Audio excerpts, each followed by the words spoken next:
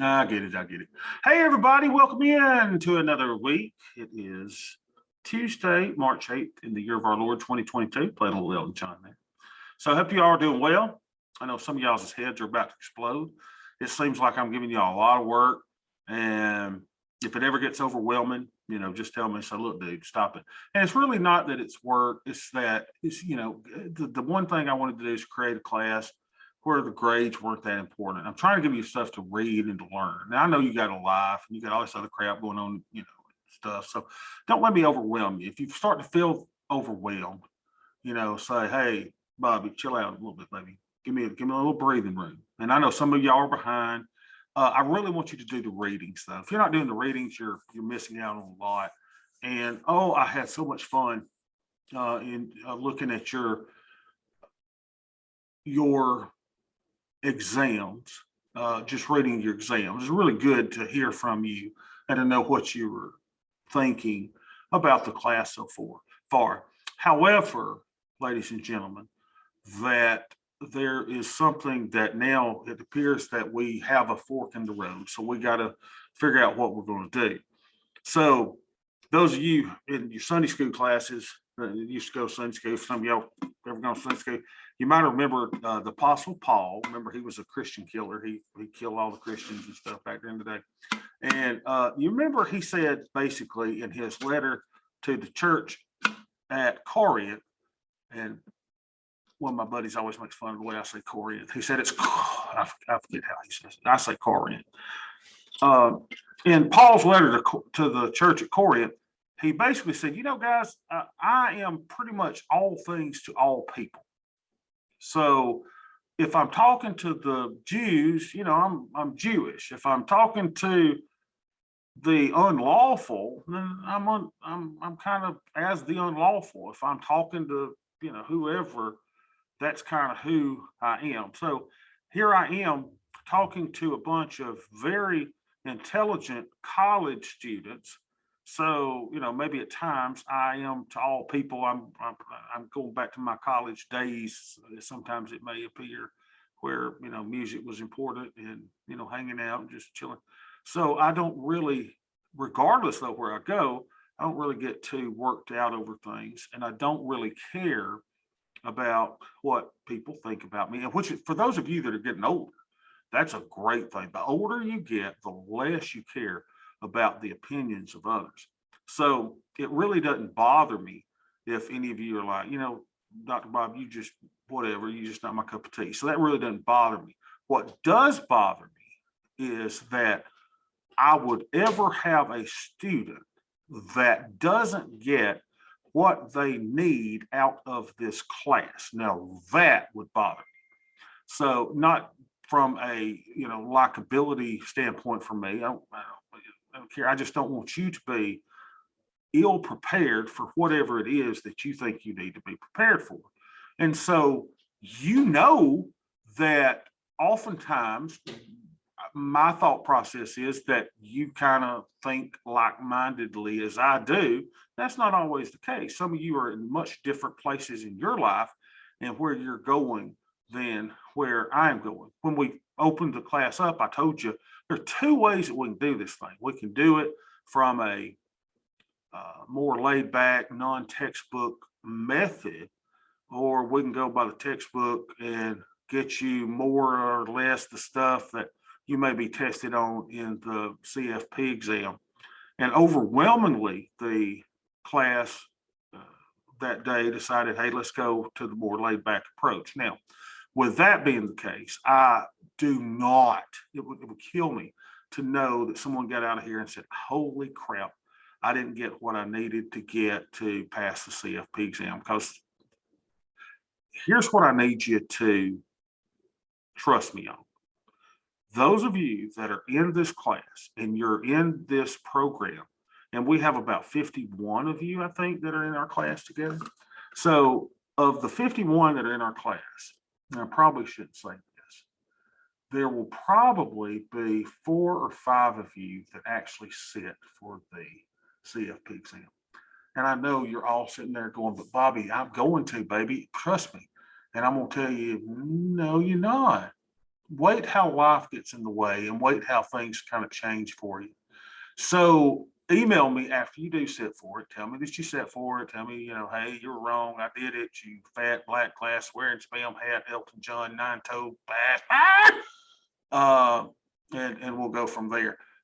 So with that said, I remember taking, I've taken every real estate class known to man. I've got every real estate license known to man, broker. I was an agent for several years, broker, dabbled in real estate for a long, long time. I like the financial markets better than real estate because you don't have to deal with people. You can sit behind your screen. You can do it at the beach. You don't have to worry about tenants calling you. And so I soon got out of most of my real estate holdings. But I can remember I wanted to know more about appraisals. So I signed up for the real estate appraisal class in Atlanta. And I was like, man, I think I'm going to be an appraiser, baby. I'm going to go out, I'm going to appraise properties. So I took this class and had the greatest teacher. Man, she was so cool. And she said, listen, they may fire me for telling you this, but I'm here to teach you. And out of a class, I think we had like 80 in our class or so. She said, out of 80 of y'all, she said, probably one or two of you will ever appraise a house. And I said, oh my gosh, you are the dumbest person on the planet. What are you talking about? I said, man, I'm going to be the appraiser. I'm going to do, I'm going to be Mr. Appraiser. I'm going to be appraising properties all over Georgia. I said, you're crazy. Several people that I knew in there, not a one of us ever even, went through the process of becoming an appraiser. We did the coursework. We never did it. Just never did. Life got in the way. We started pursuing other things. And so I probably shouldn't tell you that a majority of you are not going to do it. Now, I got it. Some of y'all are already in the industry. You may already have a job, and part of your job is that you got to pass that test. Okay, I got you. Let me give you a little bit of advice. So how long is it going to take you to finish your degree at Alabama in financial planning? If you're undergraduate, it takes you 3-4 years, right? If you are a graduate, how long is it going to take you to do your master's? You go, I don't know. I can't remember how long it took me. I was taking 4, seemed like 5 classes at a time. And it took me maybe, I don't know, a year and a half. And what you learn in that first class, you are not going to remember the time you sit for a CFP exam. You just not. And you say, oh man, after I get out of this, I'm going to be prepared to take the test. No, you're not. So what you're going to have to do is, if you're going to take the CFP exam, you're most likely going to need a cram course. And there's several of them out there. There's some good ones, that you could sign up for, check with people who've, done different things, find your little cram course and go through it, do all the things that they tell you to do, and then you'll be ready for the thing. But basically, you're going to have to cram. You're going to have to cram. You're going to have to make all this kind of stuff. So there's no class here at the University of Alabama that's going to prepare you to sit for that class. You're going to have to cram. You're going to have to cram. So you going through a year and a half or 2 or 3, whatever years it takes you to get your degree, and you come out and you graduate, and you wearing your little outfit, you got your little red hat on, which they don't let the graduate students wear unless you get you one. I've known people to do that. So, that means you got the perfect 4.0 average. I was like so upset. I wanted a red hat. Some people just get them one. Anyway, so I'm telling you that just to be real with you. Can I be real with you? You have to cram. Get your little cram course. Cram for 2-3 months and then do it. By taking it to the University of Alabama, the way we spread the classes out, you're not just going to be ready on day one to take the class. To take the test. So cool your roll down a little bit. So with that, most of your exams, I was really excited about where you went until I read one. And I read this one, and this one just shocked me because someone's not ready. So although this course has been enlightening, it is great having an inside view of your mind. Trust me, you don't want that inside view because what, Beth? My wife's laughing. downstairs. Beth, won't you get on out of here and go talk on the phone or something? Leave me alone. Okay, we've got a septic tank that is backing up or something into the whatever. Yeah. Okay. Well, he can't come to when? Unbelievable. No, I did not. Okay. Yeah, we gotta get that taken care of. All right, Beth, leave me alone. I'm teaching you. Although this course has been enlightening, it's great to have an inside view of your mind, thought process on investing. One thing I've been disappointed by is the focus on trading instead of investing. I enrolled in this program during a master's degree in financial planning and be able to sit for the CFP. I currently run a financial planning business at Northwestern Mutual. While a great company, the financial advisor role has been heavily scrutinized in the industry as being unethical insurance salespeople. I'm trying to change that narrative. That said, I don't really care how to trade options. Okay, so I get that, right? You just want your CFP. You just want to be whatever at Northwestern Mutual. I care about investment and market theory. I love that, market theory. I care about investment and market theory, how to construct portfolios for clients and managing those clients in both good and bad times. While this class has been very helpful personally, I've not gained enough professionally thus far. Either way, I'm looking forward to the rest of the semester to learn and grow more. Thanks, Bobby. So I appreciate that. But so the first thing I thought is, hell, I'm gonna just fail the person that did this. Hey, you're not getting anything out of it. And then, Bobby rationalized a little bit and says, no, that's not the case, because we all come from different places. So you're all not coming from a place that you want to be the 10-year millionaire. You're not all coming from the place that some of you just want to pass the exam. You just want to get back in there, get your job, and sit in your little cubicle and meet with your clients and do that. I got it. So here's what I said though, but here's what and maybe I'm missing it. So y'all help me. Can y'all help me? Now keep in mind that I'm on every medication pretty much known to man. I'm on Adderall, I'm on Venlafaxine, every antipsychotic medication you possibly think of. So y'all help me here a little bit. So I wrote a response here, and I've reworded it several times and most of the time, I don't respond to y'all's stuff because y'all are doing great, but I just want to but here's my thing. I haven't learned about investments. Okay. I hadn't learned about investments. Okay. Let's deal with that. It's been more about trading. Haven't learned about lesson. You've learned all you need to know. That's the key. See, as far as you being an investor, and I know what he's talking about or she's talking about. I hadn't learned enough that I got to pass the exam. I got it. All right. But really, as far as investing, it's simple. You buy low fee, broad-based equity index funds, kind of like the S&P 500. Don't buy individual stocks. You regularly contribute to your 401ks, to your Roth IRAs. You rebalance periodically. A lot of what we found is quarterly rebalancing works really, really good if you've got multiple assets in there. Make sure to contribute at least up to the matching of your 401k. Max out your Roth IRA or your traditional IRA. Give some, save some, invest some, live on 70% or less of your income. Avoid debt, especially on depreciating assets. Consider the news as noise when it comes to investing, and retire filthy rich. What else do you need to know? That's it. That is it, right? So investing is simple, not easy. So then it concerned me. I'm like, well, I don't think we're focusing on trading, which, I'm focused on my net worth. I'm focused on, making me a little money so that mom and the babies can eat.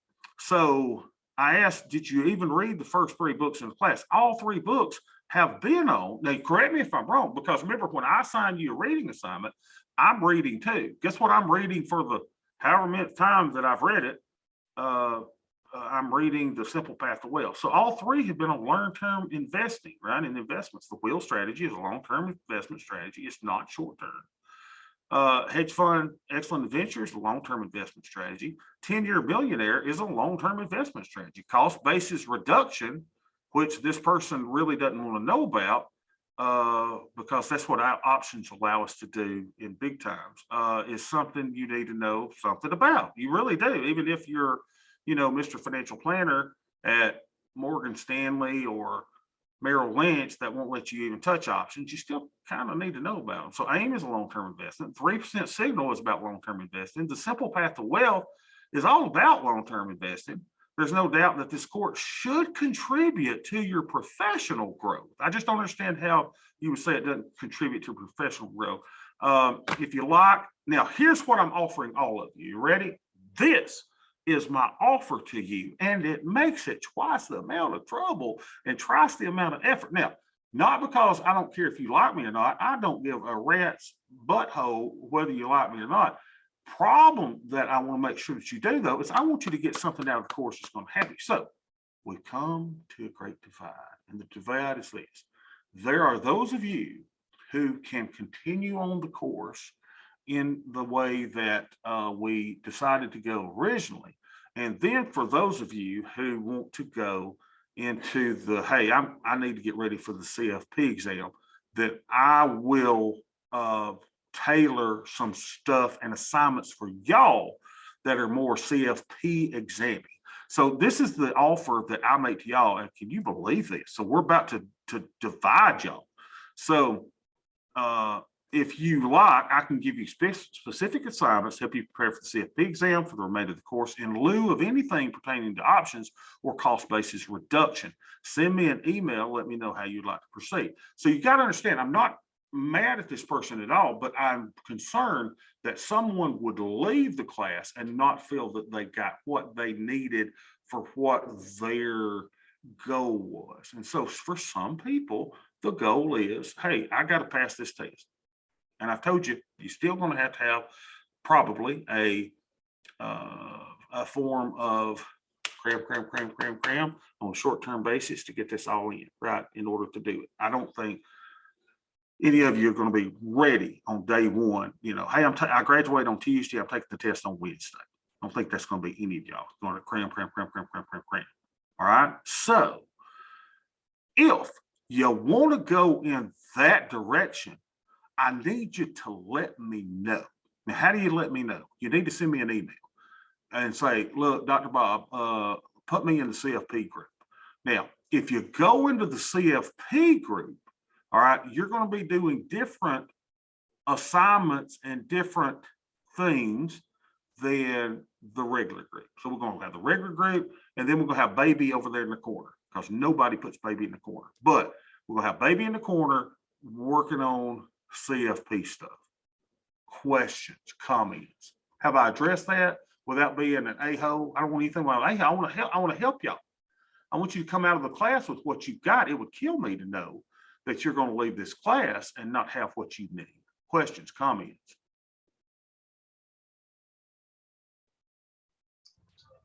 Yeah, I don't know, Bobby, maybe more of just like maybe just of a testament. So I went through, all my undergrad and then went back to school and studied even more accounting. And I can tell everybody that, what Gaines said about, you're going to end up studying anyway is absolutely true. Like my undergrad in accounting didn't prepare me for the CPA exam. I went back and my employer spent close to $3,500 on Becker. And then I spent a year studying, and then now I'm a CPA. So, it's one of those things that, I don't know, I appreciate the approach of the class for what it's worth, because, you're going to end up studying for the CFP, right? Well, what I've told myself is that I think the class could benefit a little bit more from a little bit more structure, but I completely, like right now I pulled up, I'm sorry, I can't share my screen. I pulled up Morningstar on the internet, and it's like, I haven't really gone and looked in individual stocks and stuff like that, but there's these terms about the bid size and the percent short of float and the rate, these various ratios and stuff. I don't think it'd be necessarily a bad thing if I could be in I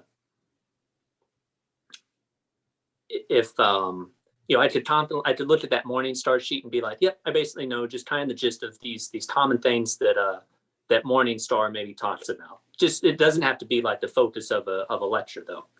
That's Sure, one thing sure. I can think of. Okay. Any other comments? Yeah, because I definitely want you to get out of it, what's something that's going to be beneficial for you. And, music doesn't have anything to, beneficial. It's just mental breaks. I mean, sometimes I like mental breaks, right? I'd like to make a comment. Sure. I I found that it's kind of refreshing not having the structure because I am a structured person. However, I'm wondering if maybe at the end of our lecture or something, you might be like right there when you just put all those bullet points in that email. That would be really great to get kind of some bullet points after each lecture, what you wanted. I know we're supposed to say what we got out of it, but it would be nice to kind of see what you also think that we should have got out of it so that we can go, oh, okay, well, maybe I need to focus more on, I mean, those are like the basic ones, but does that make sense? Something, maybe Sure. a synopsis so that we know what that we got. Because the one thing I'm struggling with is I'm kind of understanding the puts and the calls and things, but when I go on to the Think or Swim, I'm always going on after hours. And so I don't get to see all the stuff happening, like when it dings for you, because I'm working. And then when I go to get on, it's after hours. So I'm wondering if I'm not seeing it the way. So anyway, I think little bullet points might help. Okay. Okay. Anyone else? Sorry, one more funny thing is that those books, I am reading all those books and I have them on Kindle. And my 27-year-old daughter, we share a Kindle account. So the other night she said she couldn't sleep and she knew that I was reading The Simple Plan. And so she thought that she would open it up and she goes, sure enough, did the trick. But I was so excited that she started reading it. And I told her that was written for his daughter. I mean, it started because of his daughter. I said, so you at 27 need to read this book. So I thought that was kind of a positive that came out of you assigning that book and Oh, that's telling us awesome. it's on Kindle. That's awesome. Yeah, and that's what I want you to do. I want you to have things that are life-changing for you guys. I don't want you to, yeah, you might be in a cubicle working as a CFP, and yeah, you may be doing, but I really want you guys to make it. I can remember when I took my first real estate class, they were like, oh my God, y'all, I got to teach you alluvion. Does anybody know what alluvion is and erosion and all this kind of stuff? We got to learn all that to get my real estate license and my broker's license. And I'm like, and here's what the agent said, y'all, you got to learn this crap to take the test. That's what, if you take a real estate class, they teach you alluvion and what is it, rhetorical rights and all kind of garbage that you're never going to use as a real estate agent. And it's just, Same for I can say the same for CPA. it's stupid, the things that we have to learn, to pass a stupid test so that you can, get whatever you want to do so that you can underperform the market. That's what kills me. I just wanted to help y'all in a way that would say, look, y'all, regardless of what you do, you can work at McDonald's or you can, you can be a stripper down at the Cheetah in Atlanta, whatever you want to do, do your thing and put away some money, put it into equities, low cost index funds, and you can sell options around it to reduce your cost basis and retire filthy rich. So that's kind of what I want y'all to get out of it. So we've already got that. And I'm afraid some of you are not doing the reading. Now, I know a lot of you are because I could tell on your exam, and it's just refreshing to read. I could have seen how much you had learned by getting, A, B, C, D. That don't tell me anything. Y'all, the most of you who have taken the exam have done the reading. Now, there are some of you who have not opened the course up, and I can see when the last time you opened it since January 23rd. Can you imagine? Not opening Blackboard since January 23rd. You're a little behind. It's going to be a little tough to catch up. But I just want to make sure that you get out of it what you want to do. So that's my thought. Can you imagine? I've never heard a class doing this before. So if you're Bobby? on, yeah. Oh, sorry. I was trying to get in and interject something there. Can I just say something about the CFP and this class and its content compared to studying for that? Sure. So I have my CLU, I have my CASL, I have my CHFC. I've been in the investment business for over 2 decades.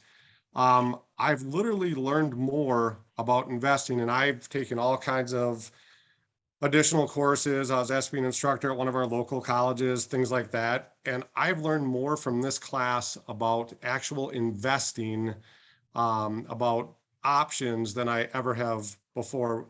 I think in all the classes, and I could have sat for my CFP and I decided not to. So I'm one of those folks that I'm not sitting for it. But I think instead of learning about theory, this is actually practical stuff that we can use every day. Not that it's hands-on yet, but it could be. I could start trading in options. I could start, doing more things. In fact, I sent you an email. I changed up a bunch of my stuff. I cut my expenses by 70% on my own personal accounts, things like that. So it's stuff that we can apply right now. I love it. I absolutely love what we're doing. I've read every book. In fact, I already read the Little Red Book to Investing. That one's already done. And now I'm watching Tasty Trade at night. My wife thinks there's something wrong with me because I'm constantly watching investment shows now. But so yeah, it's been great. I appreciate it. And it's refreshing to have a course like this. Thank you. Okay. Well, and I just want to keep it real with y'all. I think so many times, the professors that I've had throughout my life, they just get up there and do their thing and they don't give a rat's ass, whether you are happy or not happy. So it's not that I want you to be happy, but I cannot have you leaving here saying that you did not get what it was that you needed to be successful. So you don't want to trade options. You don't want to reduce your cost basis. I got it. You want a CFP and you're at a place right now where you're working and that's your job. And I want to give you what you need. So I will do that. But you got to let me know. Okay. So you won't have to, if you go that route, you won't have to do the music assignments. You won't have to do the art. You won't have to do the poetry. You won't have to do all that. I'm going to give you CFP stuff. Now, here's what you're worried about. So Bobby's pissed off right now and he's going to make it hard on me. That is not the case. That is not what I would do. I am not your adversary. I am not here to make your life miserable. I'm here to help you. I am a guide for you. Remember, first day of class, I'm here for the rest of your life. I am a resource for you as much or as little, or if you never want to see my face again, that's fine, but I remain here for you. I genuinely want you guys to, I just want you to be successful. God, do I want you to come out here and just be successful and not just be stuck in a cubicle for the remainder of your days. I just don't want that. Any other questions or comments? I have a comment. This is Pan. I don't attend the live session pretty often because of work, but I just want to make a comment that is that I actually found this class really helpful and realistic and applicable to my current position because I'm actually stuck in a cubicle right now and my side income is actually in investment and learning more about options really does help me with being able to obtain a little bit more options and a premium just to help me with like building my own finance because I cannot rely on my 9 to 5 as my only source of income. And what I found is that I've read about books about theories and strategies for trading options, but actually when you're actually on the floor and reading through the graphs, it's actually other stories. And I liked how realistic this approach has been comparing just reading the books because I already read the books.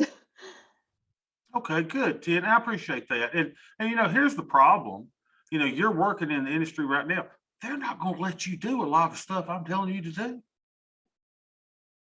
They're not going to let you do it. And I understand that. So if you're Mr. CFP, and you're working for, Merrill Lynch, you're not going to be able to do this stuff. But guess what? You can do it in your own accounts. You can do it also in your own stuff. Hey, and I appreciate Catherine and what you folks are saying. That was the greatest part of that. Why I have no idea why professors don't give those. Hey, what have you learned? The ones like Catherine that have changed your 401ks, that have lowered your expenses. Was it Brad that said he's lowered his expenses by 70%? Now, they're not big percentage, but when you lower a percent by 70%, you are doing something that's miraculous. That is something that is, oh my gosh, it's going to be life-changing over a number of years. That's what I want you to get out. Now, Kyle, the stuff that you said about, that you were saying about all the float and all that, it's garbage. It really, now I know it may not seem like, and it may allow us to talk like we know what we're talking about, and it may help as far as passing some exam or doing something. But here's what you need to do. You need to trade something with a tight bid-ask spread. Whether you're buying or selling, you need liquidity is number one. You don't have to care about the float. You don't have to care about all this other stuff. It's just noise. It's just noise. So I would never point you toward that stuff that you brought up, Kyle. I understand that, you say it would kind of be nice to know some stuff about that. It's just so much of the stuff that I could point y'all in is just going to be noise to your ultimate success. So as far as your long-term investments, you know what to do. Now we're basically saying, hey, let's work on cost basis reduction and a couple of extra strategies on the side that I think are very interesting. I met with a girl today. Can y'all believe? Do y'all see I'm in this body looking suit? Look, I've got I've gone to the gym for 2 straight days. I know y'all probably don't even recognize me today. Y'all are saying, oh my God, look, he kind of looks hot today, right? I mean, he's got this muscle suit on and everything. It actually gives you pecs, right? I mean, it's like, wow, I didn't know I could squeeze those things, those babies in there to look like pecs. So, I've gone to the gym for 2 straight days and I've just loved it because guess what? I'm on the bicycle and guess what I'm talking to people? I'm talking about investing. I'm talking about stocks. I'm talking about 10-year millionaire. I mean, it's just fun. I met so many people last couple of days. We just having a good time. I love this stuff. This is my passion. This is my passion. I love it. And I would feel so bad if I were to send y'all toward the flow and garbage that really just doesn't matter in so many ways. Because I can send you on a bunch of, y'all want me to send you on some and down some rabbit holes. I mean, there's rabbit holes. It's filled with them. The investment spectrum is filled with them. And I'm in that gym today and I'm sitting here going, okay, so I joined the gym today, right? My friend wants me to go at 5:30 in the morning. And I did that yesterday and I like to die. And so I was so sore today and I'm like, I can't get up today. But then I went and did it again. But even then, when they're talking to me and that trainer's talking to me about stuff, they're the same way as financial experts. Guess what they try to do? They try to overcomplicate it too. Why? Because I can pay them lots of money to help me get fit. Do I need anything that they got? No. I need to get my fat arse outside and walk. I need to quit putting little Debbie before my family, right? That's what I need to do. It's not complicated. Losing weight's not complicated. I used to be 464 pounds. As I stand at you today, I'm like I'm in the 320s or so. I'm below my wedding weight from 20 something years ago. Can y'all believe that? 22 years ago, 23. Beth, you still in here? I'll run around. So I'm below my wedding weight, baby. So I'm making those changes too, right? We're all trying to get healthy and do things. So, but you can overly complicate that. You can overly complicate everything. And life is really simple. Wake up in the morning, get up, move a little, enjoy your day, help others, give to others, kill a dinosaur, drag the dead carcass back to the house, feed the family, spend time with them, play with them, go to bed, do it all again the next day. It's really not, complicated, but we have all these self-help books. We got all this stuff out there and life is really, really fun. Listen to music, wake up, have fun, spend time with the ones you love, and then do it again the next day. God, is it fun? Boy, is it fun for me to open the markets up. And do you know what my little son said the other day? Now, I'm blocked on Facebook. Let me show y'all this. Because I can't post anything on Facebook because a 5-year-old kid beat up their teacher at school, and that teacher is in the hospital. And you know what I did? There's my daughter and my dog.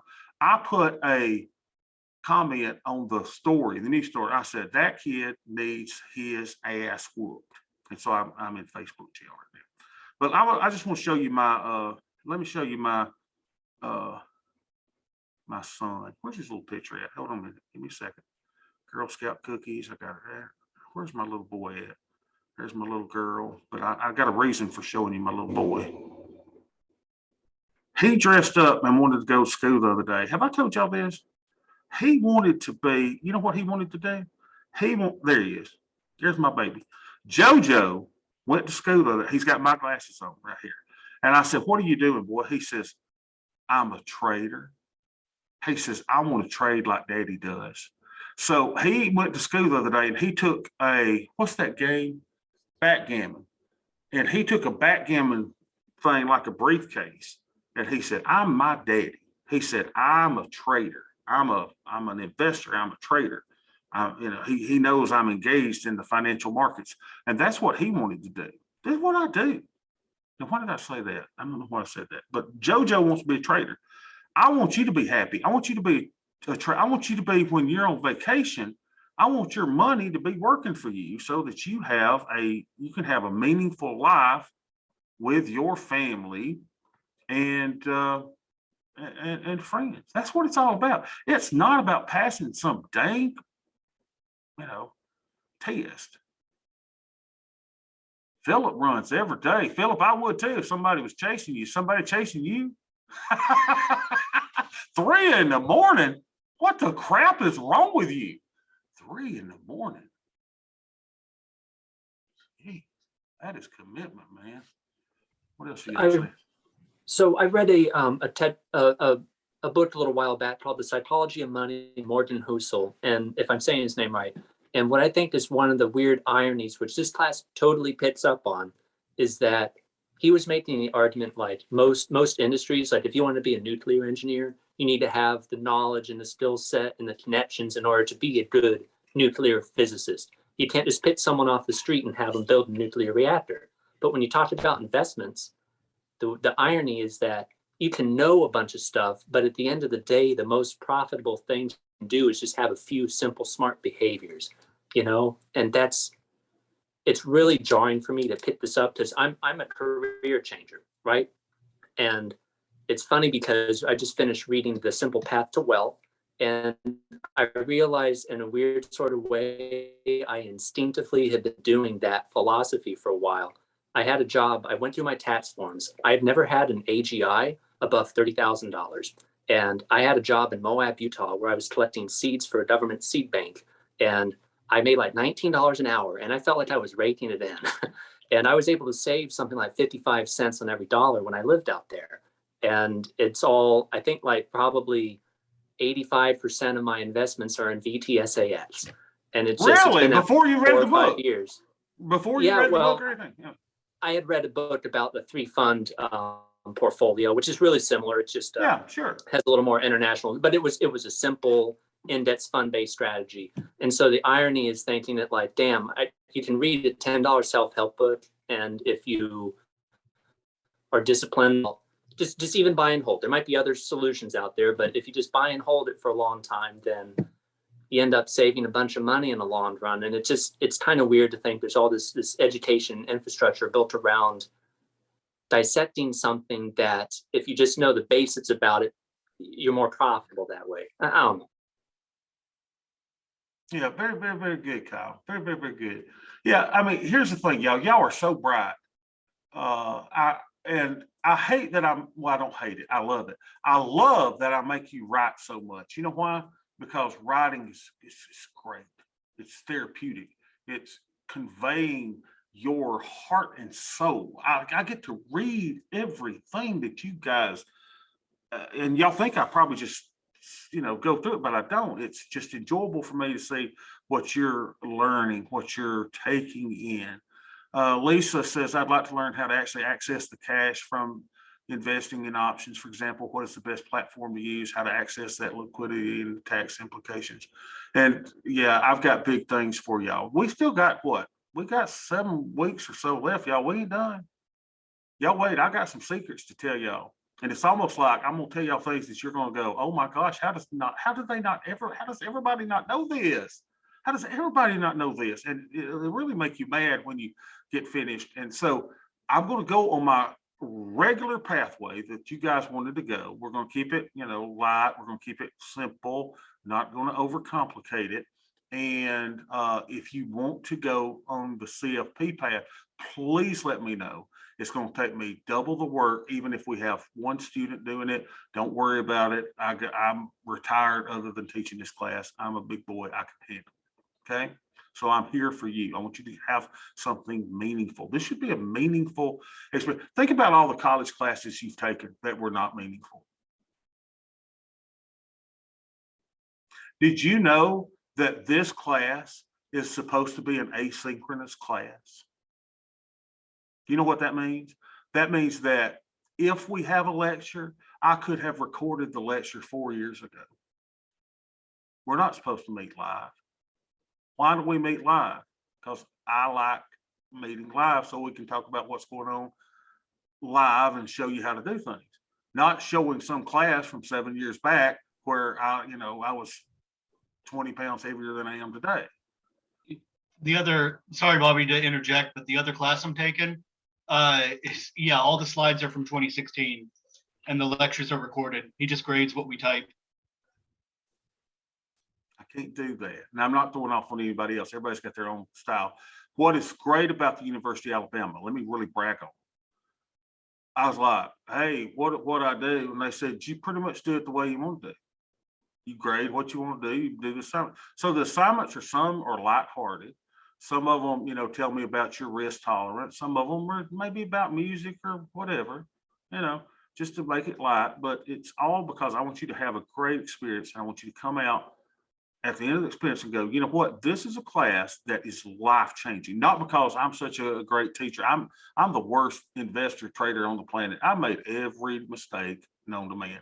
What I'm trying to show y'all is that you don't have to make the same mistakes that I have. I've made them all.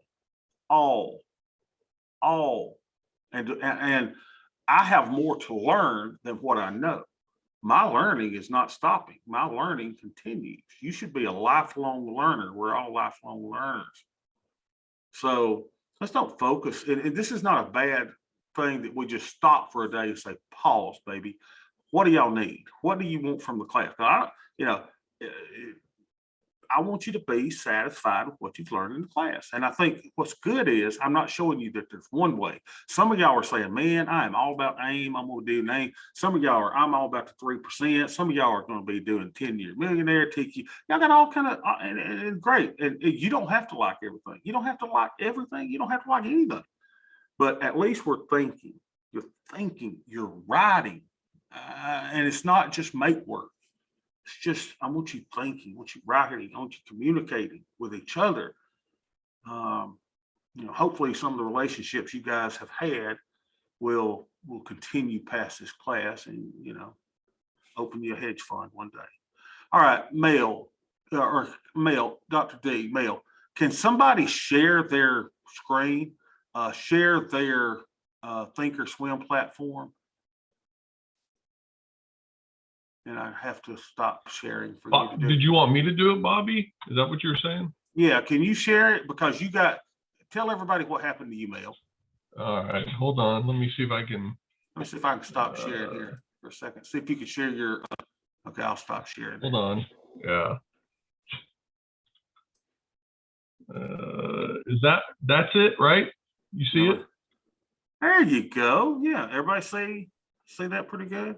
All right, so y'all are going to be the guinea pigs now. So instead of me showing y'all how to do everything, I'm going to start letting you guys start driving. Okay, so Mel, I want you to go to your monitor tab. All right. Okay, so oh my gosh, let me see if I can see this. All right, here's what I want you to do. I want you to click your setup button at the top right. This will help some of y'all that are old like me. All right. I want you to go to application settings up to the top. I want you to go to the left and go to look and feel. Wait a minute. Go to the left. See it, look and feel. Oh, there you go. And I want you to go font size, very extra, super duper large. There you go, down at the bottom. All right. Even larger than that. Go larger than that. Go extra large all the way at the bottom. There you go. One more. All right. For an old person like me. Go one more. There you go. Now apply settings. Beautiful. Oh, all right. Now look at that. All right, yeah, click on that right there. Drag that over to the left because we don't want to see that. Drag that over to the left or click on that little arrow right there that you're at right there. See it? Yeah. There we go. Now, what I want you to do is I want you to beta weight to SPY. Let me see that you can beta weight to SPY.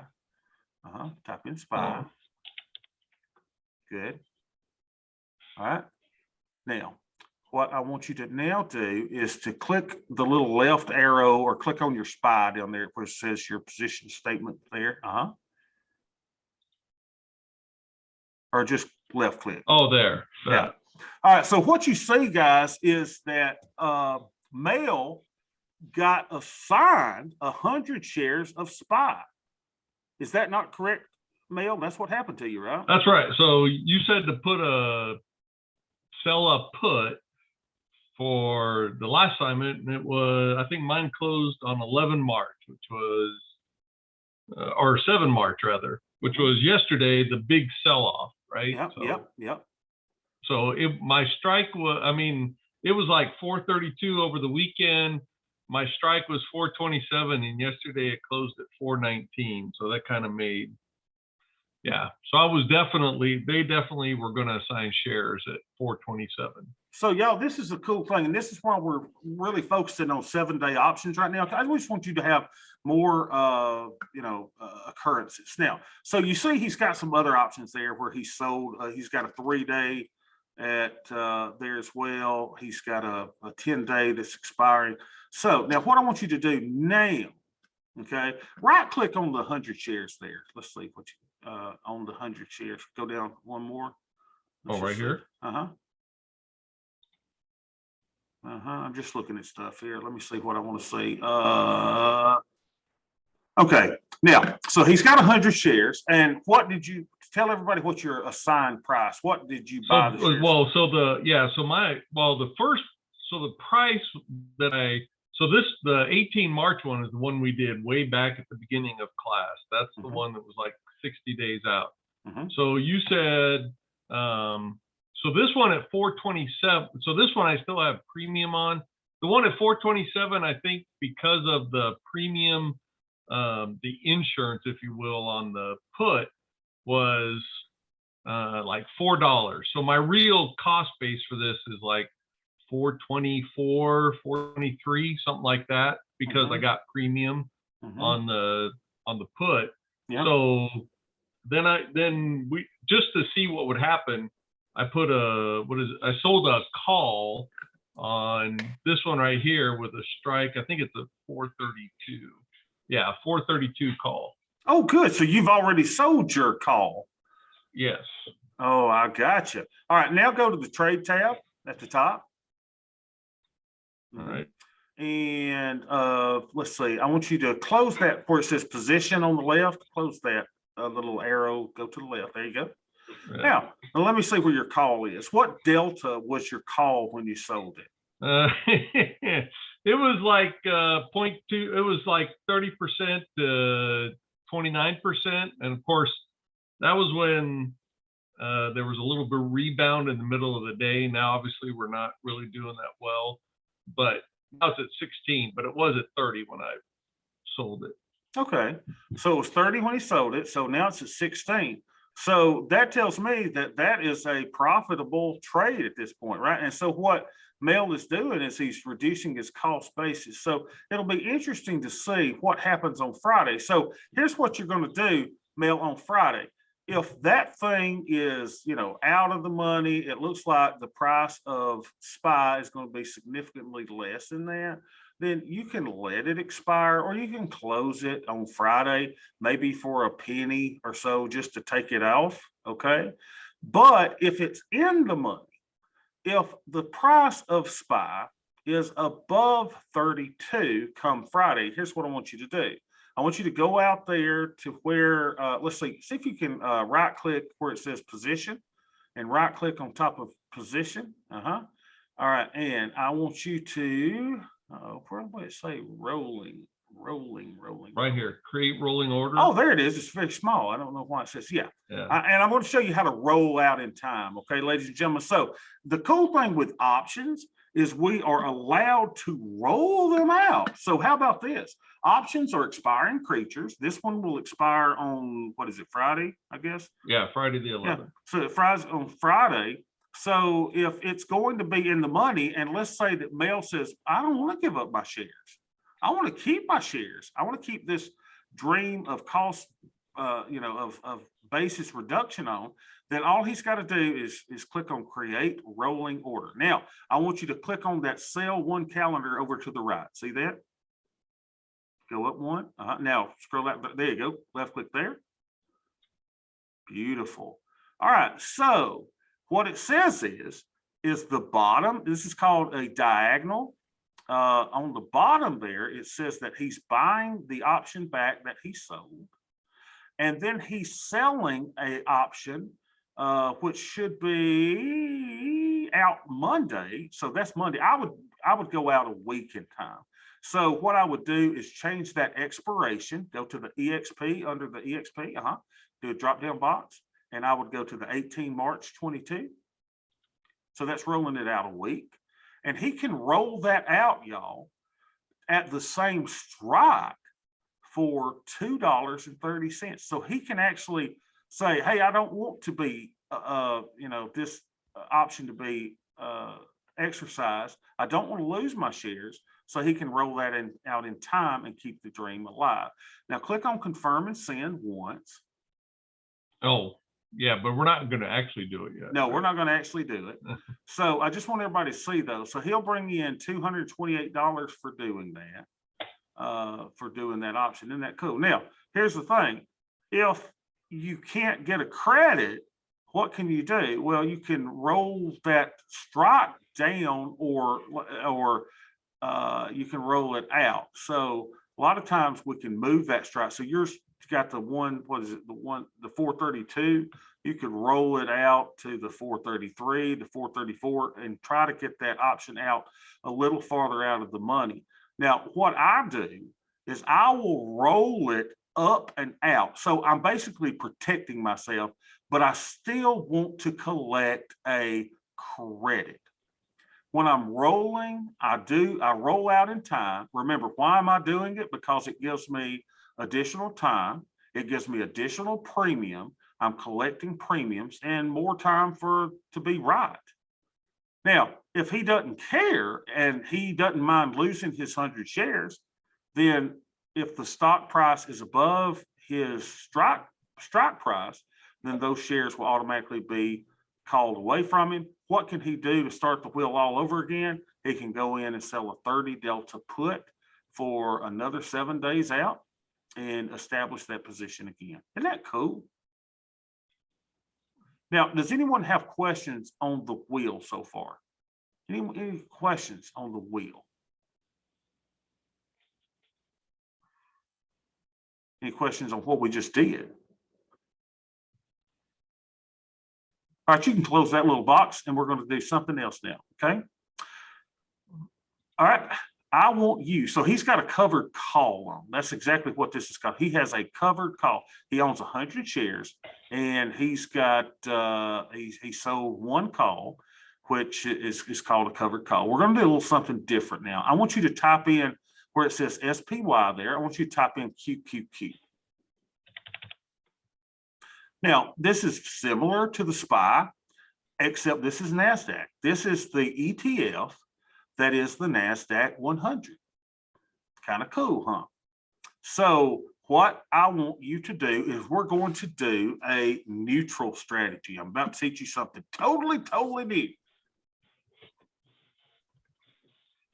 And we're going to sell something today that is called a strangle. Any of you ever heard of a strangle before? Some of you, I'm sure. So let's sell a strangle. Here's what you're going to do. A strangle is the simultaneous sale of a put and a call. Now this is cool, y'all, right? This is kind of cool. So what I want you to do is I want you to go out. Let me see all the expirations. Close that one. Let me see what all we got. We got a 6 day. We got a. All right. For this one, I want you to go closest to 45 days. So there's a 45. Now, you'll see that says weeklies beside it. The monthly expirations have better liquidity. So let's do the one that was, what was it, 37 that's in white. Close that one up. let's do the one, yeah, 37. See that one? That's a monthly expiration. So they have monthlies and weeklies. So that you'll find that the bid ask spread on these are a little tighter. All right, now this is kind of cool. Here's what I want you to do. And everybody, I want you to start building portfolios this way. I want you to go to the QQQ and I want you to sell the 30% probability of being in the money put. So you can go down one or more two. That's 34%. That's close enough. Or you could actually go to the 30%. Oh, wait a minute. Don't do that yet. Don't do that. Nope. Let me show you an easier way to do this. Okay. Scroll down a little or up a little more or down, whatever the case may be, till we see the 30%. Yeah, 30.98. See it up there, 31. I want you to sell the 302. Now, instead of clicking there, I just want you to left click there on the bid. Left click on the bid. Left click on the actual price, 7.22. Oh, There, left click. oh, sorry. There. we go. Now, this is kind of Left cool. click. Gotcha. Yeah, The left other click. left. The other left. All right, Mel, this is kind of cool. I hope you guys can see this. So, okay, so that's selling the put. Now, I want you to do the little this right here. I want you to click on this where it kind of closes it up to the left. Go to the left. No, not there. Not left. To the left. Up. See the little arrow above order entry tools? Yeah. No, not that one. Go up a little bit more. One. Oh, Now there. there. Yeah. Okay. Now this is really important. Okay. Click that. Left click that. All right. Now we're still in the 37-day cycle. Now don't do anything else. I want you to hit your little mouse or scroll down. Scroll down. There you go. And I want you to sell a 30 delta put. Now here's how you're going to have to do it. Don't click anything yet. Don't left click or anything. Or 30 delta call. I'm sorry, on the left side. All right, now scroll down. No. You're out of the money. Yeah. Out of the money. Okay, and we're going to do the one that says now. Don't click anything yet. Okay, you see that one? Right. I want you to hit your control key on your keyboard. All right. Now click the bid right there. Click that. Aha! So now, okay, now, yeah, change that to 1. And then it should say Strangle over on the left. What's this? What's this custom? All right, so now you are utilizing a neutral strategy. So you've sold a 30 delta put and a 30 delta call, and this is called a strangle. Now, click on the confirm and send once. Left click on confirm and send once. So it says maximum profit is $1,411 because that's the credit that he's bringing in. And buying power effect, you see, is about $5,000. Maximum profit is the credit that you receive. Remember what Tom Sosnoff told us in our session together? He said, look, if you're talking to a financial professional, ask them how they're going to increase your probability of profit and lower your cost basis. So what you're doing here is we have a limited upside. You can only make $1,411. So by limiting the upside profit, you are substantially increasing your probability of profit. So this trade, by being short a put and short a call, is going to be a neutral trade. So Mel, let me ask you this. What do you think you want to happen once you do this? And let's see, go ahead and send that order in. Check the contract size first. Is it both of them or one? Again, let's go back and make sure. Yeah, both of them are 1. Okay, then hit the send button and send this off. And let's see if we can get you a strangle out fixed in there.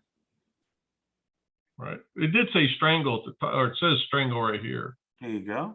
So that's working. Okay, right click. So it's not filled yet. It's still a working order. All right, I want you to cancel and replace. Left click at the top. All right, so remember, if you're not getting filled, you've got to make it less advantageous to you.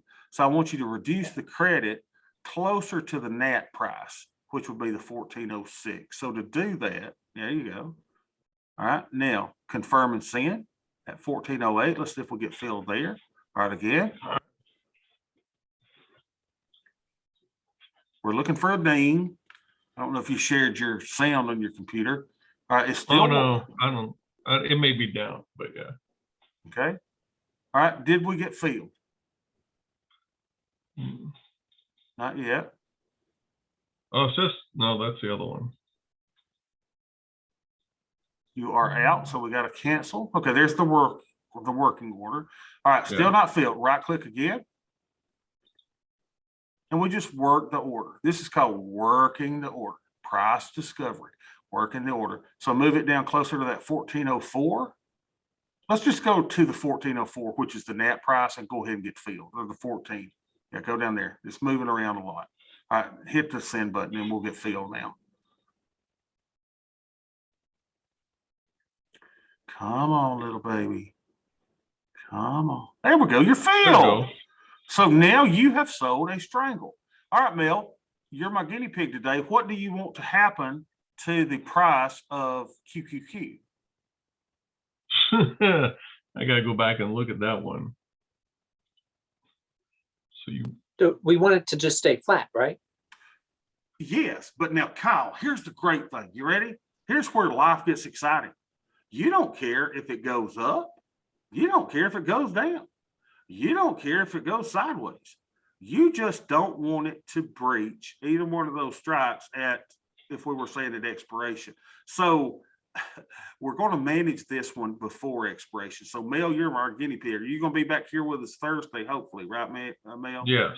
Okay, because let's manage now Mel's trade. So he's selling something at 37 days. Now, everybody write this down. I'm just going to tell you kind of what optimal management is, okay? If you want to manage a Strangle, optimal management is going to be something that's going to be this. You can close that little puppy at 21 days to expiration. Why would we do that? To avoid, do y'all remember? Who remembers? Why would we close it at 21 days? I forget the terms, like theta volatility or something. You're getting close, Kyle. Okay, something volatility, yeah. Yeah, you're. Vega, is that it? Not Vega. Give me another one. I don't even put it on my platform. Theta. Gamma. We're going to close it around 21 days or so to avoid gamma risk. What is gamma? Gamma is the acceleration of delta. So he has sold a 30 delta Strangle, or a 30% probability of being in the money Strangle. Now, the cool thing about this is you can't lose on both the put and the call. The market's either going to go down or the market's going to go up. It cannot breach both of your strike prices simultaneously. Isn't that cool? All right, so he sold a Strangle. So let's see if we can see what this looks like. And y'all got a chat here. Do we have class next week? What is next week spring break? Surely it's not, is it? Yeah, it It is. is. Oh, no. Well, that's no fun. Okay, well, enjoy your time with your family, right? Next week, we won't have class. Yeah, don't worry about that then. And yeah, just enjoy your time with your family and friends. All right, so I want you to stop sharing now, and I want to show you some things. I will, let's see if I can. There you go. It should be back to you. Okay, so let me open some things here and see if we can show you what it looks like. Let's see if I can open Tastyworks.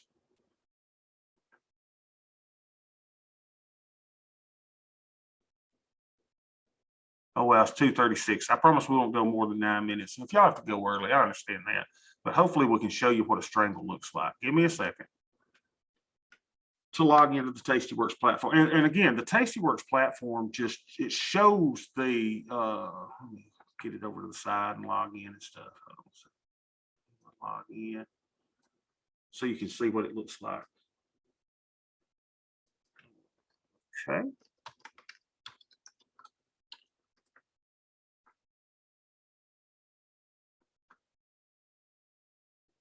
And one thing you'll realize about options trades is they have all these cool names, right? There's all these strange things. We got strangles and straddles, and we got jade lizards, and we got all kinds of stuff. But let's see if we can show you. See if we can show what a strangle looks like. So let's go to QQQ, and we were going to go to the 37 days. And everybody sees what a weekly is, right? The weekly. Now I trade the weeklies a lot because if you're trading something like Qs or SPY, they're very liquid, right? But generally anything else, I wouldn't recommend trading the weeklies or the quarterlies. I would go for these, the ones that are in white that don't have these are what you call the monthly expressions. They occur every month, April, May, June, and they generally expire the third Friday of the month, of each month. These are called the monthly. So we're in this monthly. And the cool thing with Tastyworks is you could say, hey, I want to do a short. That means you're selling options, right? A short, what's this? All these cool names, right? I want to do a short strangle. Ta-da! And it puts one in for you. So then all you got to do is just kind of drag your strikes around until you get them to the delta that you want. So let's move that to a 30% delta, or what I say delta, but I mean probability of being in the money. You can see the delta is an approximation of probability of being in the money, but Bobby's got a negative. Don't look at the sign. That's a 27 delta. That's a 30% probability of profit. That's what we're looking for.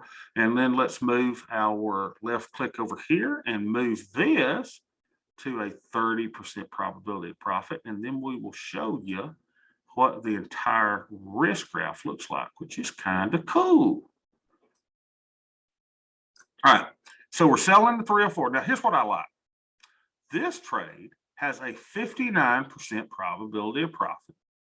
It has $1,411 of extrinsic value. We'll talk about extrinsic and intrinsic value at some point, not today. Now, we're going to manage this thing either when it gets down to 21 days, we're going to close it regardless of its profit or loss. That's optimal management. Or we can close this thing when we get to 50% profit. So the chance that you're going to make 1 penny in profit on this trade at expiration, you have a 59%. If you manage the trade early and say, instead of me making $1,400, I'm going to make $700, you've got a 78% chance of closing this trade at a 50% profit. So this is a slightly bearish trade, slightly, right? In other words, the call is a little closer to the money than the put, gives you a little bit of negative. It gives you theta, which is theta decay. So over the life of the 37 days, you should literally be taking in $33 of profit per day as these options expire. Your max profit, we limit max profit. By doing so, we increase our probabilities of profit. Your max loss, and here's why people don't do this, is infinity and beyond. If the price of QQQQ goes to $1 billion and you've got a 342 call, you're going to lose a ton of money. That's why people don't like selling calls, because they go, my maximum loss is infinity. Well, the thing is that they know that that's not probabilistic, that you're going to lose infinity. So what they do is they take out a certain amount of buying power that would represent what the maximum loss that the broker feels you would make if hell came and everything went against you in this trade and whatever. So the buying power that's required is the collateral that you put up on your account. So it's going to take you $5,062 in collateral to put up for this trade. Now that ain't bad, ladies and gentlemen. If you go, where's my darn calculator? There it is. Come here, little calculator. So if you're bringing in $1,417, right? That's the premium you're bringing in. divided by the collateral that you have to put up. What does it mean by putting up collateral? That means you can't trade this for other trades, right? It's taken away from your ability to make other trades because you got to keep that amount in your account for collateral. Well, that's a 28% return on capital. Return on capital, or ROC, is 28%. What is the POP? The probability of profit is 59%. All right, and then the cool thing is you can play with it in Tastyworks. I encourage all of you to open a Tastyworks account. You do not have to fund it, but you want to make sure you have it so that you can do this. Now, what's this? I can left click and move that out, right?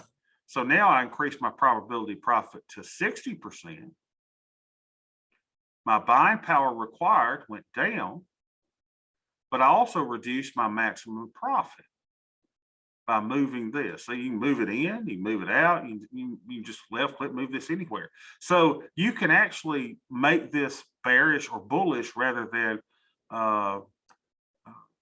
making it neutral. This is generally a neutral trade. So let's look at one thing. Click on the curve. Click on analysis. And this is wow. Some of y'all, this is going to blow your mind. This is so cool. Check this out. So here's where it is. Here's how you make profit with options. Check this out. So here's the current price of QQQ. It's at 327. And this shows you your profit zone. All right, this is your profit zone. So you're going to profit, the break even is way down here. See that where it starts turning red? So you can go, the price could go all the way down to what, 289 before you start losing money. And the price can go on the upside to 356.24. And you could sit and watch this all day, but generally these probabilities will all play out. And you have a very high 59% probability of profit, but a 74% probability of profit, a 75% chance that you're going to keep 50% of that $1,400. Questions on the Strangle, ladies and gentlemen? I have a question. So if you're doing a Strangle, and so like the whole wheel thing is premised on either owning the shares or intending to own the shares. So if you're doing a Strangle, does that mean that you both have to, would you have to have a cash, the put aspect would have to be cash secured? And then would the call aspect, would you need to also own 100 shares of QQQ in order to do a Strangle? You need both of them? No, you don't need, so this is generally not a stock or ETF. I mean, it could be, but it's generally not a strategy that I would use to acquire or to sell shares. Okay. So what a Strangle does, this is purely an options play where I'm allowing theta to come into my account. So we're going to collect theta of $33 a day. I'm looking at holding this for 15 days or so. What is it? 37 down to 21. I can't do the math. 37 minus 21. A few days, so that this option, this amount, this premium is going to decay, and we're going to either close this for a loss. Now, I don't want to necessarily talk about it today, Kyle, but what you can do is on things like this is you can have a stop loss, right? So if I'm collecting $1,400 in premium, then maybe you're saying I would close this trade if one of the common ones that a lot of option traders do is this. If I collect $1 in premium when I sell an option, then I'll do a stop loss at $3, which means I would have to buy it back for $3. So if I'm selling it for $1 and I buy it back for $3, that's a $2 loss or a 2x loss. So what would that mean here? In this instance, if you are selling something for $14 and you did a 2x stop loss, that means that you would put a stop loss order in to close this position if what you sold for 14 becomes 42. Now, could that happen? What you sell for 14 that you've got to buy back at 42? Yeah. So if this thing hit 42, you could say, hey, I got to close it at 42. So your management technique can be one of several different things, right? You could say, I'm going to close this when I get 50% profit. Or to avoid gamma risk, I need to kind of close this, whether it's profitable or not, whenever it gets down to 21 days to expiration. Now, I don't trade with stop losses, and we'll go over stop losses and things of that nature. I don't want you to know how to put one on or stop loss order now. We'll talk about it later. Or you could just kind of say in the back of your head, if this thing gets to a 2x loss. So in other words, if I bring in $100 in premium and I have to buy this thing back for $300, that's a $200 loss. So it's a loss of 2x of the premium that you received when you sold the option. So if you sold this at $14, that you brought in $14 into your little company here, into your little portfolio, then you would close it if you had to buy it back at 42. Now, there are other management techniques. We're going to go over them. Trust me, we're going to go over them. And now that we've got Mel that sold one, I want everybody to sell a Strangle. I want you to sell a 30 Delta Strangle. Now, you can do it in SPY. You can do it in Qs. You could do it in IWM, which is the Russell 2000. You could do it in Apple. You know? Just because I'm anti-owning stocks does not mean that I'm anti-trading options on stocks. All right. So I don't like it. I really don't like it. But you know, if you're not going to do, if you want to just sell a Strangle in different underlines, have at it. So experiment with it. I want you guys to start building your portfolio. Start building a portfolio. Sell some puts. Sell some Strangles. Now, you wouldn't sell a Strangle on Tesla, would you? Why? Kyle, you know the answer to this. You answered it the other day. Why would you not sell a Strangle on Tesla? My instinct's telling me it's a really volatile security. It's going to take you a ton of buying power. Okay. Because Yeah, it's like because so it's just such a high price. So you know, the more buying power that it's going to take. So, and we'll also start talking about things that, like, if you've got a smaller account, right? Let's say you got a $2,000 or $5,000 account. You got a smaller account. You can't trade options in something that's going to take you $5,000 in buying power. You can only have one trade in the entire account. So one of the things that we're going to look at is me knowing that a lot of college students are going to have lower value accounts. I'm going to show you some things that you can do in smaller accounts as well. And I'm going to also tell you about futures and futures options, and something that, how many have ever heard of this? This is one of the secrets of the wealthy, people. And once I tell you about it, I'll just tease it for next time. Y'all remind me to tell you this. How many of you know about 1256 contracts? Some of you may be doing your taxes with TurboTax. You may be doing your taxes with, you know, H&R Blocks, whatever. You're going through the little thing and it'll say, hey, did you trade any 1256 contracts? And you're probably like, what the crap is that? Y'all, that is one of the greatest things known to me. And I won't tell you more than that right now, because you're going to be excited when I share that with you.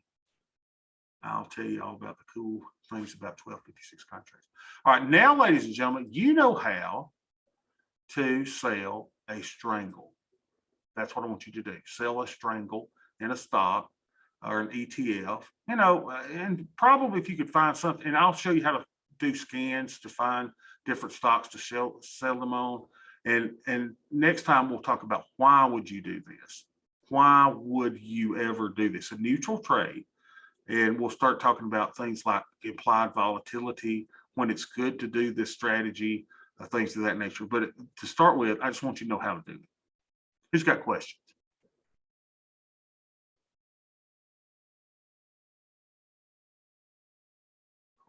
Right. If not, I will see y'all Thursday. Take care, guys.